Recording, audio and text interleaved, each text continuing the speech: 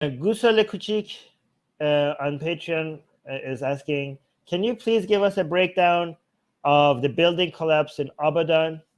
So for people who don't know, Abadan is a city in Iran, in the province of Khuzestan. So the question continues, there have been allegations of corruption leading to this tragedy, but how that led to these deaths isn't clear. Also, what is your impression of the sustained protests that have been happening because of this and the reaction from security forces? Okay, so there was a building that collapsed in Abadan and a whole bunch of people died. And this has potentially been, I don't know, a tipping point for a lot of people. Um, and there's so many different elements to this that brings everything together. I don't know how to even start talking about this. Okay, so the building collapsing is one example of many things that in Iran is going wrong, because like if you follow the story closely, you can see it's such a perfect summary of the corruption that is happening in Iran in so many different ways. One, because there were so many reports warning about this building and people promising that this building was going to collapse, and and the reports were ignored. um, and the building, people were in the building, people were in the cafeteria, people were at restaurants or in the mall, in the restaurant, or in the building, and doing their thing. There were offices, and again, there were a whole bunch of people who died there. And why was the reports ignored? Well, because people were making money, right?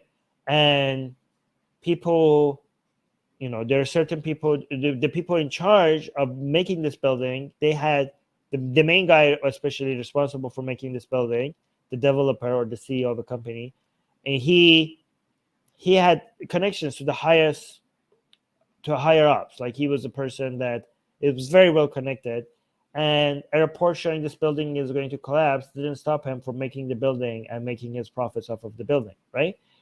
And to a lot of people in Iran, this building, it's a tragedy, the people who died, but also the way that the reports were ignored for the sake of this one man making his profits. It's an indication of how things work in Iran, right? So when people, even before this building collapsed in Khuzestan, there has been a lot of protests, and also in other places in Iran, right? But this, at the middle of all these protests, this building collapsing, and the reasons behind it being highlighted, has made a lot of people make this collapse of this building a highlight of their protest, because it's such a perfect indication of many things wrong with everything in Iran, right?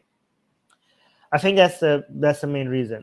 And the guy, by the way, who's responsible for this, have said to be in the building while the building collapsed. So the guy that people are, the guy that is responsible for building this building, is said to be dead, but people are not believing it. There's so many conspiracies.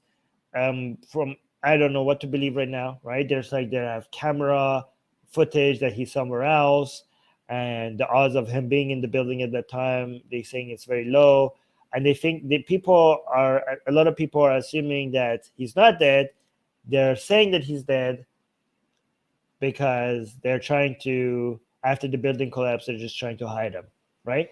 And actually, whether he's dead or not, the fact that so many people are just refusing to believe the official narrative that the man is dead is just such an indication of the mistrust between the people and anybody who has any position of authority, right? So even if he's actually dead, the fact that people just don't believe what the authorities tell them just shows such a divide between the people and whoever's in charge. Like, it's just not, the revolution was, Iranian revolution was supposed to be bring up a whole bunch of people that tell you how things are ought to be, and people just follow you as a manager to follow, right?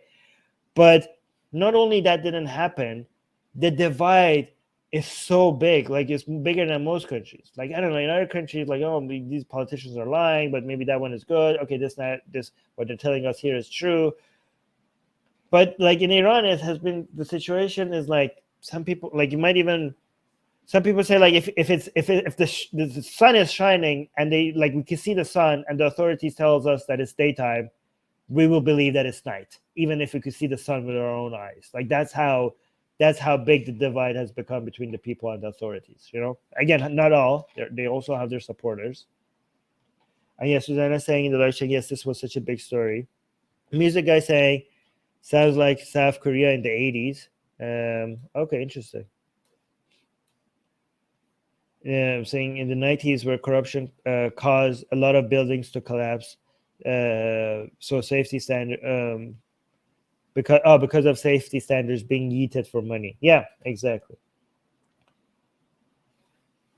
Oh yeah, and also D is pointing out, which is important, guys, the protest, like, everything is being attributed to Khamenei, to the highest positions in the country, even a collapse of the building, all the way to Khamenei.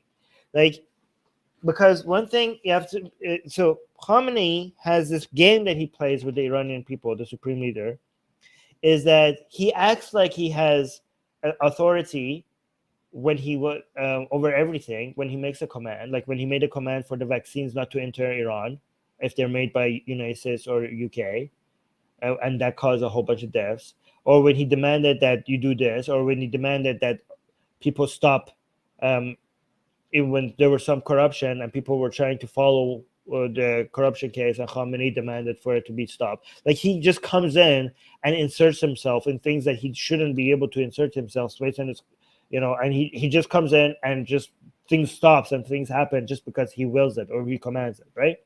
But then, so he shows that he has authority everywhere. Everything that happens in Iran, if he disapproves of it, it should stop. That's how he sees it, right? And that's how it works.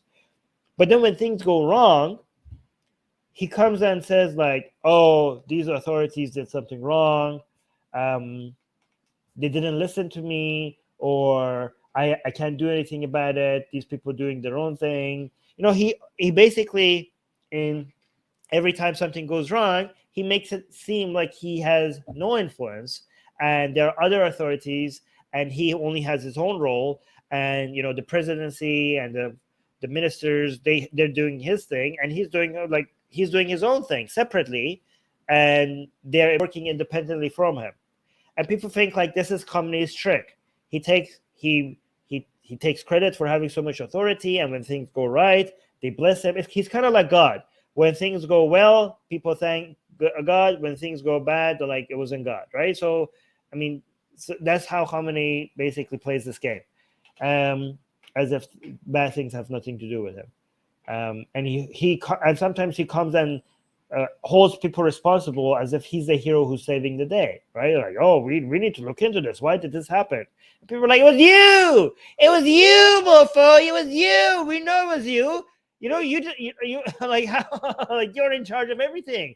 And this becomes a much more difficult for him to act like this, because he is on record earlier in the revolution. We have audio of him, multiple audio of him, saying that the people are in charge. If people are poor and people are unhappy, the main responsibility is not the enemies of Islam, are not the enemies of Iran.